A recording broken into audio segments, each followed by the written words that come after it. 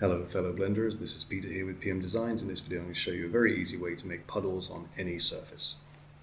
So let's just get straight into it. I assume you've got a scene set up with some textures already in there. I downloaded all of these textures, I'm not sure if the curb, I think I did the curb. But anyway, so the road already looks a little bit slick, a little bit wet, but I wanted to change that. I want to actually add some puddles, and also I want to do that with the pavement up here. So let's just start with the road first. I'm going to go into my shading tab, and just zoom in a little bit here so we can see it more clearly. And I just want to angle it so we can get the light. So this already has something plugged in there. Like I said, I downloaded this texture, so it's already set up, but I'm just going to take this away for now. I'm going to keep it just in case. And I'm going to add in, we could do two ways. First I'm going to try it with a noise texture, okay, and then add a color amp. And just connect the noise into the color amp and then the color into the roughness of my principal BSDF over here.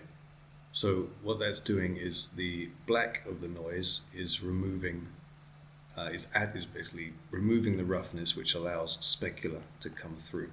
So yeah, if I raise the specular here, you'll see even more of that, but I don't want to do that. I'll keep that as it was. But it's the wrong way around, so I'm just going to switch these. Switch the color amp over. Okay, and now you see I can control some puddles, but at the moment the puddles are kind of the wrong shape, so I'm going to bring the scale down a bit.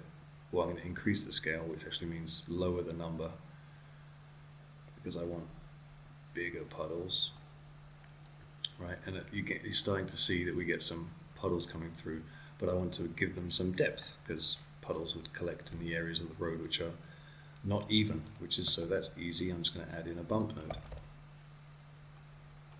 Plug the color in down to the height of this one and plug the normal into the normal. Okay, and that's absolutely crazy, but the other thing is that it's the wrong way, so I'm just going to click invert. Okay, and then just lower that down to something like 0.1. Those are some very deep puddles. We don't want that deep, so go even lower, go 0.02 maybe. Not too bad. Yeah, I would actually take that even further, 0.01, and just to add some little puddles in there. Not little puddles, I want big puddles, but I don't want them too deep, because that road would just be illegal. Okay, and there we go. Easy puddles. So like I say, that's one method. If you want to try a different way, instead of noise, you could try a Musgrave texture, which is just a slightly different shape. And again, bring the scale right down. Pretty low, want some big puddles. It's up to you actually what you want, but I want some big puddles. And if I'm happy with the size but not necessarily the location, I could always bring up the mapping and texture coordinate node just to adjust where they are for the sake of adjusting where they are. And I'm pretty happy with those. And again, I can make them sharper, kind of more distinct puddles, or I could, if I bring the black up a little bit, removing the roughness.